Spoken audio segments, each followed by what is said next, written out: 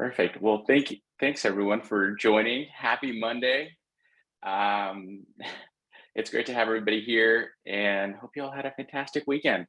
And we're ready to jump in and talk about some important subjects today. I'll just kick us off and start by giving a little bit of an introduction on what we're talking about and who we all are. And then I have a few questions for you and to get your thoughts on. So Eddie Qureshi here. I'm the founder and CEO of Valorant Health, the American virtual healthcare company. And our team has built a digital bridge to scale healthcare to all communities, starting with underserved ones. Working in partnership with private and public healthcare partners to increase access to care. And right now we're working closely with the Indian Health Service, the Veteran Health Administration, and the US Air Force, and about 24 digital health partners on our mission. This is the first panel in a series that our team has put together, and thank you all for letting me, for being the guinea pigs for this experiment that we're trying out. We will be taking some questions from attendees near the end, so those that are attending, please feel free to write in the Q&A section, and our team will be monitoring that, and we'll circle back around to it near the end. Today, we have a very exciting topic we're discussing, the future of healthcare access. It's such an important topic in general, and it's one that it hits very personal for me as well. My grandmother was one of the first female physicians in Pakistan and got to see firsthand the issues around access and how just because healthcare exists doesn't mean it's available to everybody. So today I'm joined by an amazing group of panelists here, and we'll be talking about what the next decade of healthcare access will look like, and what role policy and technology might play. We have joining us Dr. David Shulkin, who was the 9th Secretary of the U.S. Department of Veterans Affairs, appointed by President Trump. Secretary Shulkin previously served as the Undersecretary of Health, appointed by President Obama, and confirmed twice unanimously by the US Senate. Secretary Shulkin represented 21 million veterans and was responsible for the nation's largest integrated health sites of care, and serving over 9 million veterans. And prior to coming to the VA, Dr. Shulkin was widely respected healthcare executive, having served as the chief executive of leading hospitals and health systems, including Beth Israel in New York City and Morristown Medical Center in New Jersey. As an entrepreneur, Secretary Shulkin founded and served as the chairman CEO of Dr. Quality, and has served on boards of managed care companies, technology companies, and healthcare organizations. He's a board certified internist as well. Also joining us, Dr. Sheila Rege. Dr. Rege is a public board director, founder, CEO, entrepreneur, and physician. Having lived in Asia, Europe, and US, she has a global outlook, in-depth knowledge of healthcare markets and regulatory dynamics. She currently serves on the Audit and Compensation Committee at Marion Technologies and is a board chair at the American College of Radiation Oncology. She is founder and former CEO of Northwest Cancer Clinic in Kennewick, Washington, that was acquired by Genesis Care in 2020. She has served as additional support roles as chair of the Washington State Health Technology Clinical Committee. The committee advises the adoption of technology based on scientific evidence for 2.5 million Washington residents. And Dr. Rege was director of research at LSU Shreveport. She is an associate professor at WSU School of Medicine and serves as a mentor at Creative Destruction Lab's computational health stream. Dr. Jennifer Schneider, we have only 45 minutes, so I'm going to keep these intros short. You all are amazing folks, so we're going to try to keep these things just to the highlights.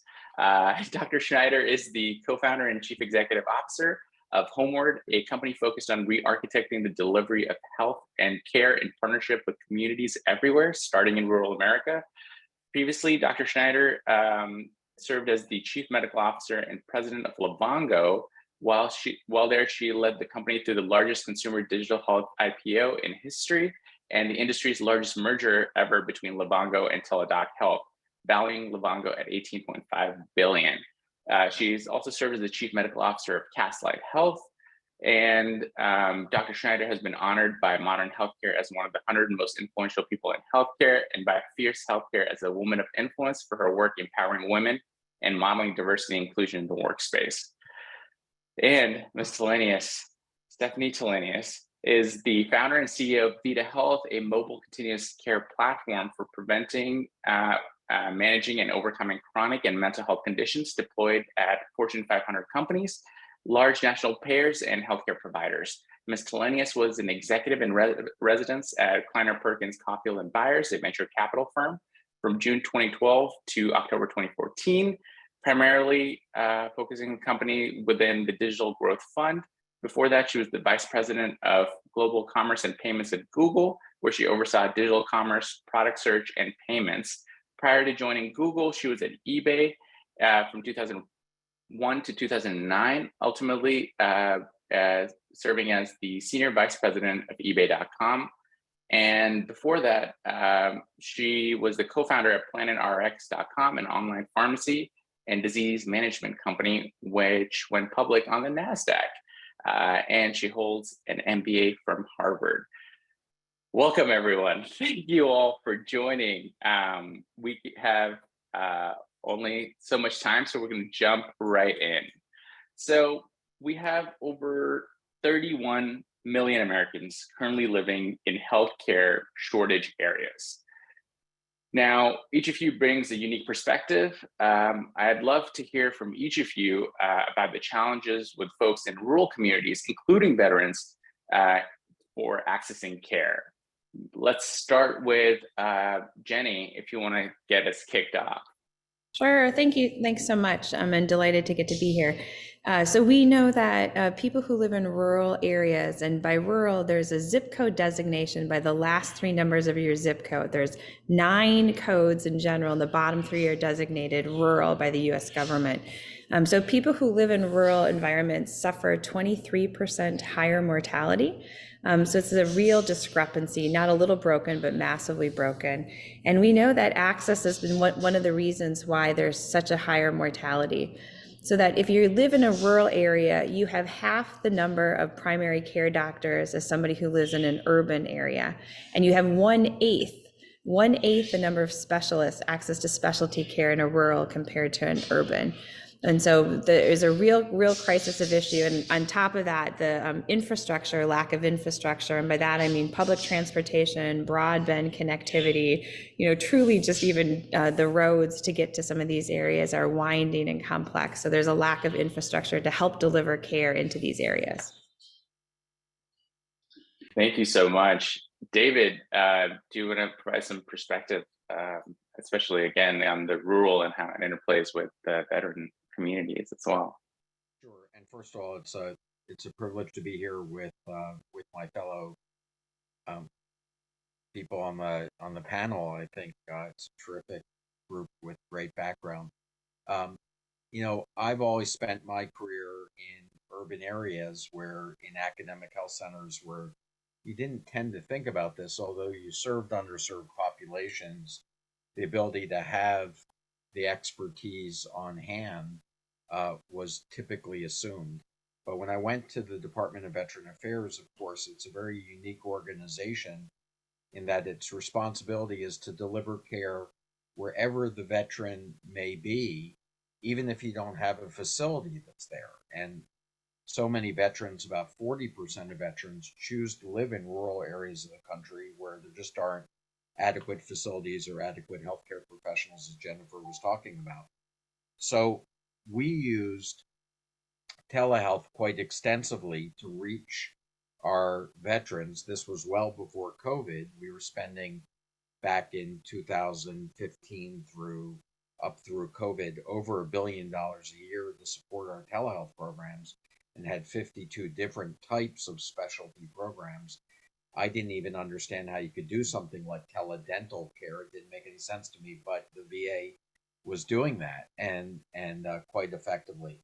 So I think that that's where I first had exposure to the issue of improving access in underserved areas and rural areas. And since then, I've begun to work with health systems that are in rural areas, because I think that this is one of the real challenges. And Dr. Schneider did a great job of defining and outlining that problem. And I think that this is an area that, with the combination of technology with regulatory change that is loosening up the licensing and privileging requirements, this country should be able to do a much better job at delivering high quality care to all people, no matter where they live. Thank you, David. And with the talk of technology, it leads me into Stephanie. I'd love to hear your perspective, especially on the technology side. Well, I think we're moving into a new era where doctors are realizing that technology can help extend their license. And you just saw today that Cleveland Clinic and others are now actually asking to get reimbursed for text, right? And so the acceptance of asynchronous care and longitudinal care and continuous care is now, I think, becoming the norm.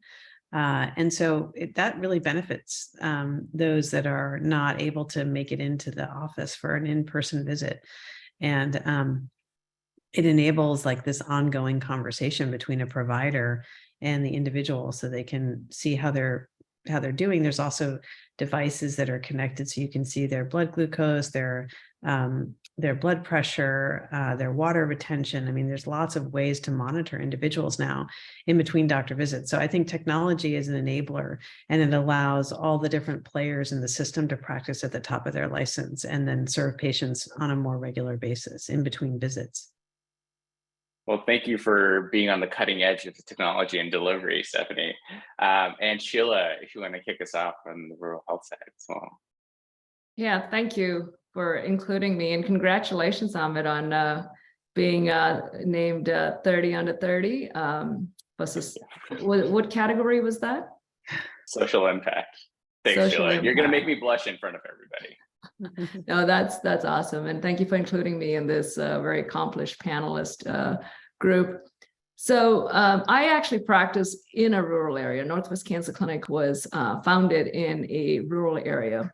And we realized that the one thing patients want more than anything else is convenience. And a lot of my patients would drive 150 miles to find me through, to make their appointment through mountain passes. And I'd say, well, we can get an imaging in the afternoon, and they'd look at each other about when they would get home, because it would be dark, and especially in the winter. And I think the best way to meet that need is through technology platforms, similar to what you're offering, Valorant Health. The issue for rural communities is we don't have the fiber optic infrastructure. And when whichever company comes in, we kind of try within the community to try and attract these players, but it's expensive. And so cost of accessing technology for rural communities is a lot more expensive. But what patients want is the same: the convenience of online scheduling, push notifications for appointment reminders, delays. And so we, within the medical community, understand we need to meet patients where they are and kind of personalize that experience. Banking and retail have done much better than healthcare in that. The second problem for rural communities is talent. People really do not want to come practice in these semi-isolated rural communities. If I miss a flight from Seattle to my town, I may have to overnight in Seattle. I have missed Christmases with family because the flights got canceled. And so for professionals, it's not as attractive an area. And the payment then needs to be more. And the communities, hospitals struggle with keeping up with technology, imaging technology, and et cetera. So those are the challenges we're going to have to figure out as a society on solving in the future for our rural communities. Thank you. Yeah, thanks you all for that great background and really setting the pace for why this is such an important topic that we're discussing today. And, taking one of those points, Sheila, that you made around this access to care, the encounters, and, folks that are driving that 150 miles, the challenge increases when you're dealing with specific focus areas as well. And Stephanie and Sheila, actually would love more to dig into this with you both a little bit more, which is repeat encounters that are in these underserved areas where resources are limited, and factoring into the decision-making process for people who are battling chronic diseases. Stephanie, like you mentioned, diabetes, for example, and Sheila, as you brought up cancer, maybe Sheila, just back to you. I would love to hear your perspective on how that repeat encounter and chronic care might factor into people's decision-making. I think the one thing about rural communities, the community support is there for cancer treatments. The problem for other chronic illnesses such as high blood pressure and diabetes is, yes, there's emotional support, but there's not as much buy-in to what in the urban communities is accepted, which is having tracking devices and stuff to try and help you with your heart rate and stuff. And that goes both ways. That may just be a little bit of, there's a little more worry about technology in rural communities. And there's also the fact that it doesn't track as well because there's access, you can't, your phone kind of goes offline or something more often.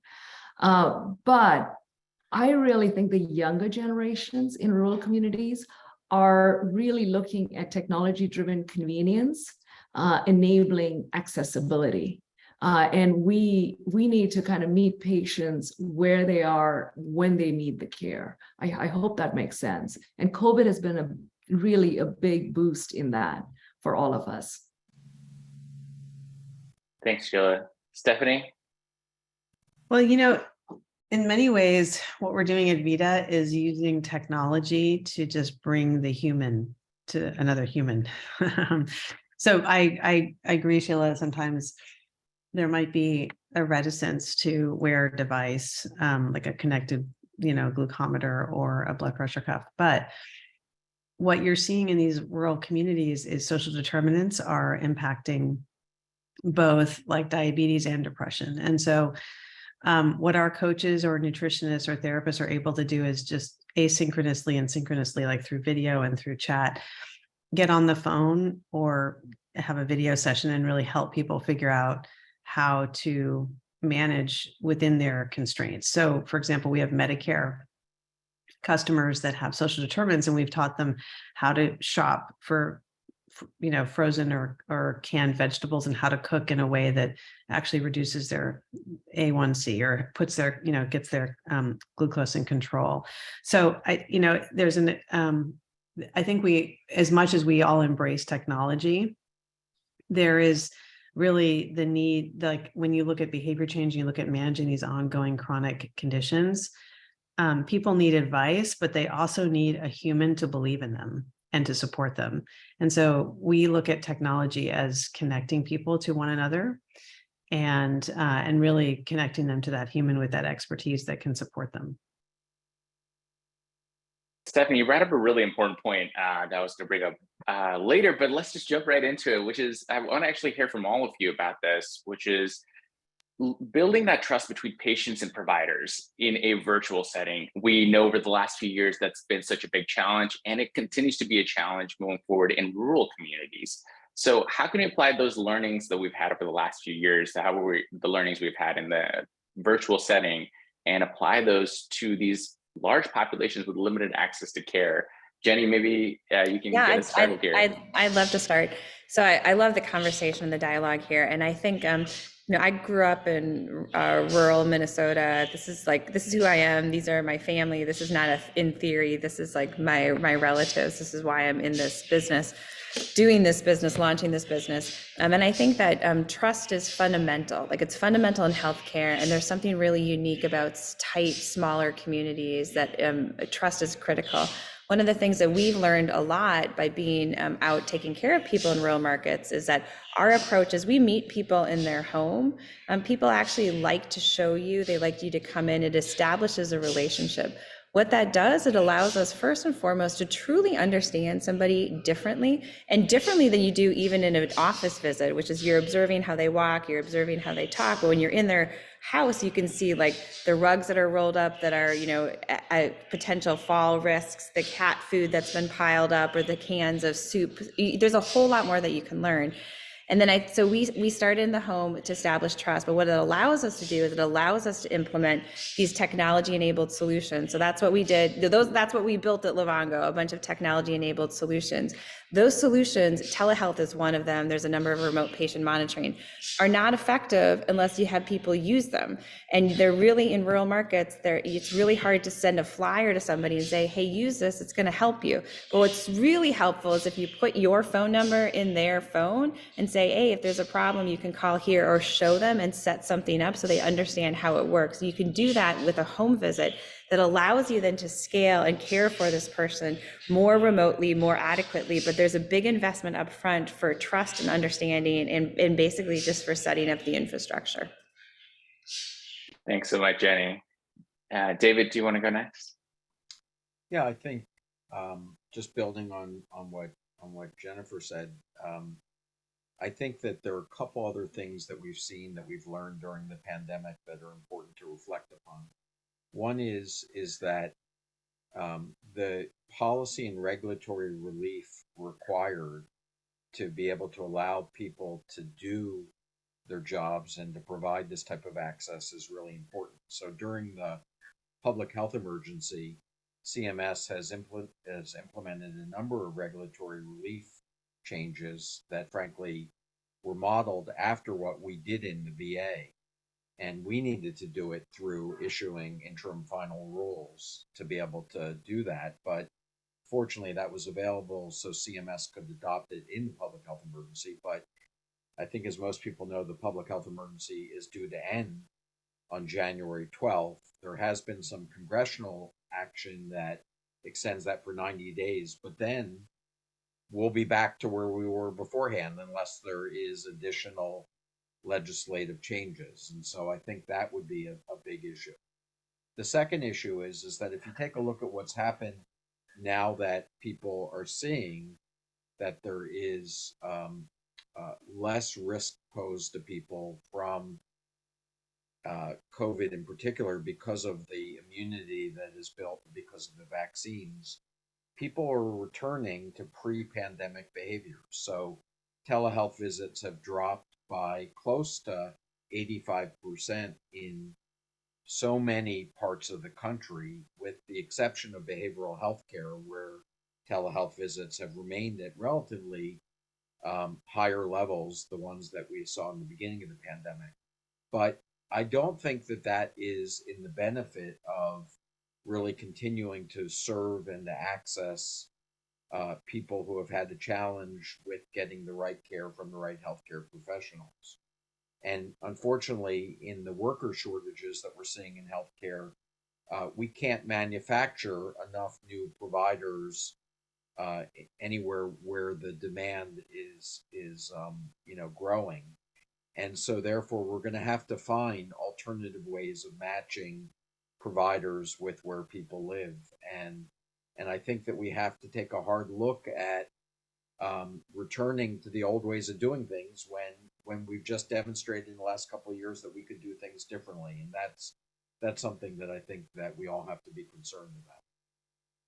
Absolutely. Ahmed, if I could echo what Stephanie, Jennifer, and David have said, during COVID, what really in our community, patients being hospitalized would meet us, the providers, in garbs. I mean, they look like space aliens. And then one of my patients was being a little difficult. And so I zoomed in and he goes, "You're the most normal person I've seen." And I'm on his little iPad. So we forget that if you have, like, I think it was Jennifer or Stephanie say, if you've got the coaching and you've got that relationship and they have a phone number to reach you, you are going to build trust. And you're going to get the buy-in from the patient. We do need to, though, on a regulatory front, make sure that care at home, or even Australia has started a hospital at home with adequate payment programs are given funding so we can take care of patients where they want to be taken care of. Well said, Sheila. The human element still needs to stay. And Stephanie, I know there's so much work that you all do around this as well. Would love to hear your perspective around the trust element between the patient and their healthcare. Well, trust is everything. And, I think we thought before the pandemic that it was hard to build trust without having some kind of in-person visit, but we have built trust through Zoom and through mobile video and asynchronous chat. And we actually measure the therapeutic alliance, and we have like a 95% therapeutic alliance. So we really, allow people to weigh in on that relationship, and they can switch to another provider if they want to, but we have pretty low switching, but it really matters. And we notice that people that have higher clinical outcomes have a higher therapeutic allowance and are, have a really tight relationship with their provider. So you really, you need to have someone who's also looking at the whole picture of you and looking at your remote patient monitoring, understanding how the social determinants are impacting you, how your family dynamic, there's so many different elements, your sleep, your stress, your nutrition, your medication adherence, all of that needs to be looked at by someone who really knows you. So, and providers don't have to just be physicians, right? I think that's the other thing that we underestimate in our system is how important it is for coaches, nurses. There's so many other healthcare providers outside of just a PCP, and we don't have enough PCPs. So we need a whole team approach. Absolutely. We need all the help we can get, which leads me to my next point. And Jenny and David, this one's for you both, which is, both you touched upon these two elements, which is over 20% of veterans are in rural communities. Rural communities in general tend to have disproportionate amounts of chronic conditions that develop. What are the unique challenges that are faced by rural areas? And we've touched on some of them already. And how does that allow for unique dynamics around partnership and cross collaboration between government agencies, the community, and even commercial partners? I'm happy to start. Please do. And then you can correct and clean up what I missed and get wrong would be great. So I have a very strong belief that if you're going to make a difference and bend the arc of healthcare into the positive direction in rural markets, it has to be through partnerships. It 100% has to be through partnerships. It's not about coming in and competing, right? We talked about the access. There's not enough providers. It's hard to hire the workforce. It's hard for the infrastructure. It's hard to build trust. And so for all those reasons, I think partnerships are critical. At Homeward, we did a couple things. We actually partnered with Rite Aid, which may seem kind of silly, but it actually allows us to park our mobile van in a place where people are flowing. They go to Rite Aid. They go to Rite Aid for groceries, for medication. So this idea around building and implementing into the community. We partnered and launched with Priority Health, which is the insurance arm of the largest health system in the state of Michigan, Corewell Health. And that allows us to refer people back into cardiac catheterizations and access high level care when needed. Again, we have a fundamental belief that we're not competing. We enter markets not to compete as a provider and don't hire from within existing markets, but to actually bring additional care. I don't. No cleanup necessary. I think those are good points. So I don't have much to add on that. Thanks. No, that's brilliant. Thank you so much for capturing so much of it, which is like meeting the patients where they are instead of trying to essentially invent a new type of person who might go and seek care in an alternative fashion. Great point there, Jenny, which is, I'm actually going to come back to you again on a similar point here, Jenny, which is healthcare is a highly regulated field with a lot of policies that guide how we deliver care. How can we navigate these policies and suggest better ways to leverage technology to scale access to clinical services? And any thoughts around that? And anybody else, feel free to jump in after. Yeah, I'll start again, but would like to learn from other people. So healthcare is regulated. for sure. It's a regulated business, and it should be, right, for a whole host of reasons. I think, our approach around what works and what doesn't work, we absolutely need to apply, very strictly to all the data confidentiality, all of the rules and regulations. We're in the Medicare business that are required of us, which we think are good. The hard part for us in serving people in rural markets is that the economic alignment in a fee-for-service world does not work in rural markets. There's not a dense enough population for providers to stay afloat in a fee-for-service world. That's why people don't go there to take a job, because they're hundreds of thousands of dollars in debt and they need to feed their family. And so we actually took a different approach, which was if we flipped the model on its head and said, we'll own total capitation, we'll be on the hook for the whole cost of care. What we can do then is deploy all of the novel components in the healthcare ecosystem, the digital components, the remote patient monitoring, the telehealth that's needed. It's not like it nice to have, it is absolutely necessary and critical in rural markets. But if I only deploy those in a fee-for-service world, it's really hard to stay afloat economically. Instead, if I say, look, I'll own the whole cost of the care, make it better, and then deploy the things that I know need to happen in that population, that works. That's one approach that we took. A different approach would be to continue to lobby on the Hill for payment reform and payment increases. That's a little bit longer, slower process. So we kind of took the other approach, which is like, we want to leverage the existing technologies, but need to be able to do it in an economic, a way that aligns economics. Great point there. Jenny, you captured things so succinctly. I feel like it's hard to follow sometimes. Sheila, do you want to jump in? I think the regulatory agencies are recognizing the rural health problem. The FTC is looking at how to help.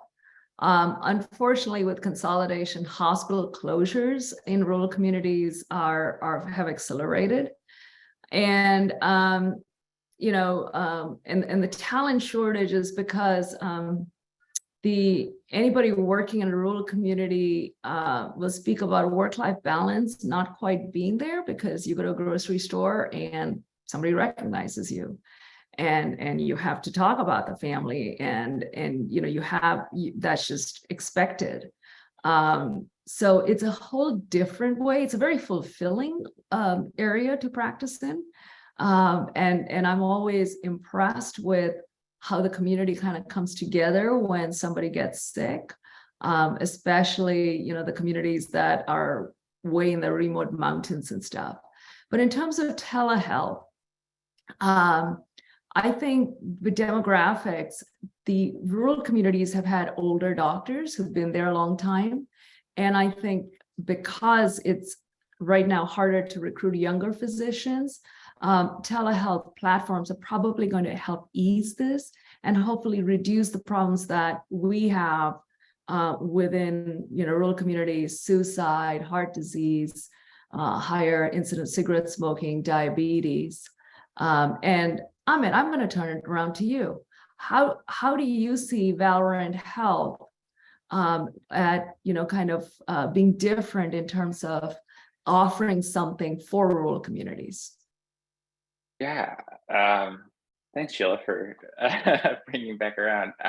For us, it's been, again, healthcare is so complex. There's so much to do, and that's why I really appreciated, all of you've talked about different segments and different focus areas.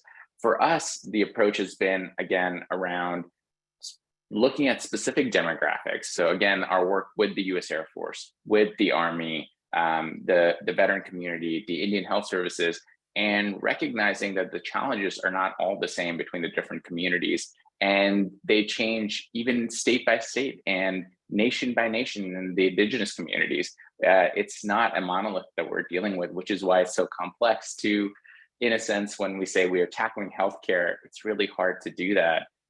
For us, it's been around going into these communities and capturing the patients at the point at which they need the care. So getting the direct referrals and being that bridge between the public and the private side of things. And that's been an important place to build trust and build awareness, which does actually lead me to something that came from one of the Q&A over here from Aditya, who's asking, how do you improve awareness of these virtual and telehealth capabilities in rural communities, and what are the current awareness levels of the technologies that you all are aware of and have worked on?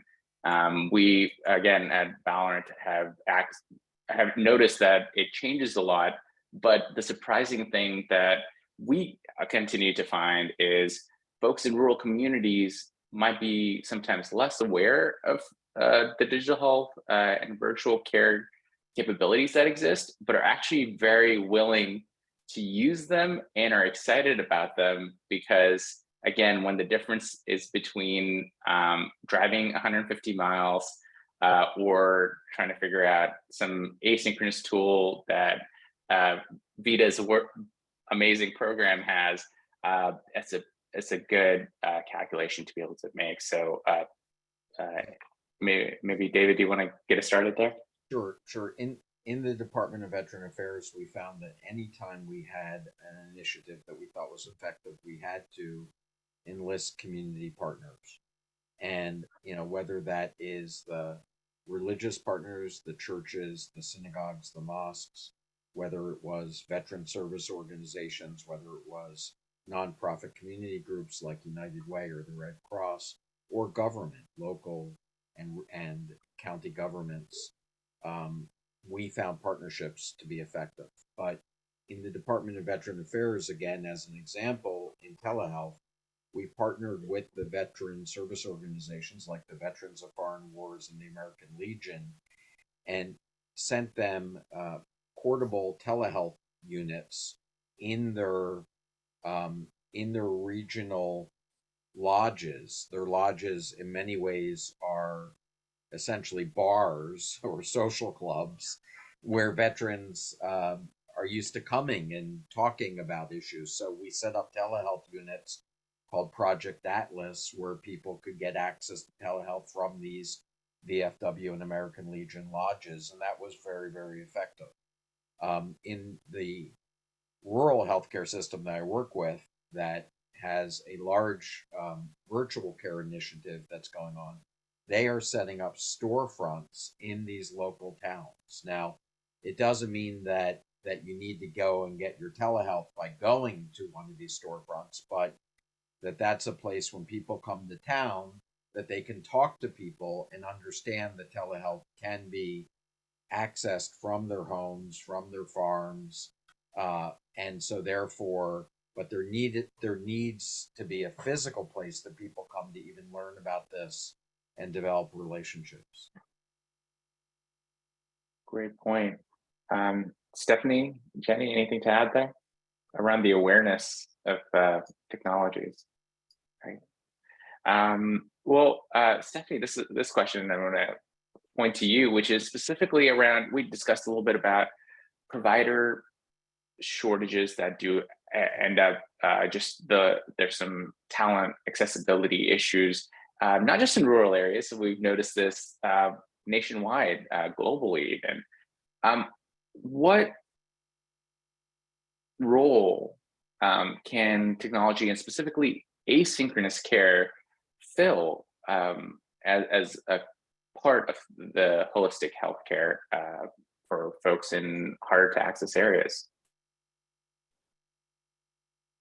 Well, I think asynchronous care, and I should say care that is through video and through text, enables people to reach out to people across the country, right? So it expands the reach for a rural community. It also enables providers to communicate with patients in between visits and also potentially avoid visits. So they can check in on them. It takes less time to do a quick asynchronous check-in. They may be able to check text or like our provider dashboard, for example, takes the text and uses technology to analyze already what's going on. And so they can see across a panel of customers of patients what's going on, and so it saves them time and it enables them to scale. We call it enabling our providers to be superhuman. So we are all facing this shortage of providers, and we need to use technology to make them superhuman. And there are some examples where technology can replace the provider at the very sort of low level tasks around following up on certain readings from remote patient monitoring, other things. But for the most part, you need the provider to be able to connect with the human. And so anything we can do to automate their lives and make it better will enable them to scale and reach more customers and more patients. Thanks so much. That's always amazing. These tools to, like you said, make them superhuman. Just a wonderful way to put it. Now we are running low on time. We could spend all day here, but as we close out, I'd love to go through each one of you and get your quick thoughts on what does the next decade look like for healthcare access, specifically here in the U.S. Maybe this time, Sheila, you can get us started. Sure. And whatever I say is me as an individual, not any of the committees or boards I represent. I think interoperability, providers are not going to accept technology where they have to sit in and log into another system and check data there and then check data another one and another one. So somehow all these technology platforms, the pertinent data needs to dump and be concise, not these volumes of charts that anybody has to look at. Their eyes are going to glaze over and not look at it. That's number one. Interoperability and somehow artificial intelligence capturing the relevant data. Patients bring to me, whatever their newest gadget has, and I'm like 24 hours looking at that. I'm like, I had no interest checking where your heart rate was at each time. Two, I think in the future, care should be, and I hope will be constrained, not by the modality of care, but in the personalization of care for each patient. Some patients want to come see the doctor. They want to be touched. Other patients really don't want to see you. They'd rather, be on a vacation and do that. So I'm looking at kind of this evolving landscape where we can integrate wearable devices, mobile apps, genomics, social determinants of health in platforms. And Valorant Health is one of the platforms in how do we move the needle in this? How do we bring us all forward to better patient outcomes? Thanks, Sheila. Next decade of care. David, any thoughts? Well, so many people I hear say that America has the best healthcare system in the world, and that's until you have to use it, and you have to use it particularly with a chronic illness, and you begin to start seeing all of the fragmentation and problems that exist with our system. And I think that's what drives people on the call that are, on the panel today, because entrepreneurs are attracted to problems that need to be solved. And so I think everybody on this call is working to solve those problems. But I would say, that first of all, whenever I make predictions, I'm usually right, but I'm usually off by decades, because it takes always a lot longer to change our healthcare system than I ever think it should. But I would say the three major things that I'm looking towards is to really be able to deliver full comprehensive care in the home. I think that's what people want, particularly when they have chronic illnesses, particularly when they start entering the latter stages of their life. Having to move into institutions or having to be constantly shuffled back and forth between acute care is not the best way to do that. And so developing these systems in the home is number one. Secondly, when I think about the issues of cost and quality, it still, to me as a physician, is because we still do a terrible job of diagnosing a patient's condition accurately, and then secondly, matching the right treatment if you are able to get the right diagnosis So this concept of personalized medicine, whether that's, whether we see more advances because of genomics and precision therapies, or whether we see more advances because of artificial intelligence and data analytics, to be able to match that personalized treatment to an individual, I think is going to be important. And then third, I am a big believer in interdisciplinary care, and I still think that we practice in silos, we practice in very fragmented ways. And if we can develop more effective models, like again, some of the people on this call are working on, towards true interdisciplinary type approaches. And I think one of the lessons that's pretty clear from COVID is the impact of behavioral health care on physical illness, and how we have to stop separating the brain as separate from the rest of the body. And once we begin to start building clinical models that do that, I think we're going to see much better outcomes. Thank you so much. Next 10 years of healthcare access, Jenny. Well, I love Dr. Shulkin's answers and agree with all those. And I do, it's that innovation thing where it happens quickly, it happens slowly, and then quickly. And I hope that in the next 10 years, the issues that we have with health equity, we will have seen a colossal dent in taking care of more underserved, underprivileged, kind of ignored populations. There's been an increasing focus on that. Rurals being one of them, but there's lots more focus. And I think that we as a collective, we will see big improvements there in the next 10 years. Thank you. And Stephanie. I think I'll just summarize by saying, I think what we're all saying is that healthcare will become more proactive and predictive and preventive. So in all these rural areas, and even outside of the rural areas, we'll have better data on individuals from remote patient monitoring. We'll be able to engage asynchronously. We'll be able to think ahead and prevent chronic disease from accelerating and costs from ballooning. And instead of reactive care where they're going into the hospital or the ER, we're capturing the issues up front and handling them asynchronously in a much more productive way. Fantastic. Well, thank you all so much. Healthcare is so complicated, but I, for one, am always heartened when I see such amazing folks working in this space. It's just a complex problem, and hopefully we do get to this brighter future. Thank you all, and have a fantastic week ahead, and continue to do all this good out there. Thank you all so much for joining. Thank you. Have a great one. Thank you. Bye-bye now. Bye.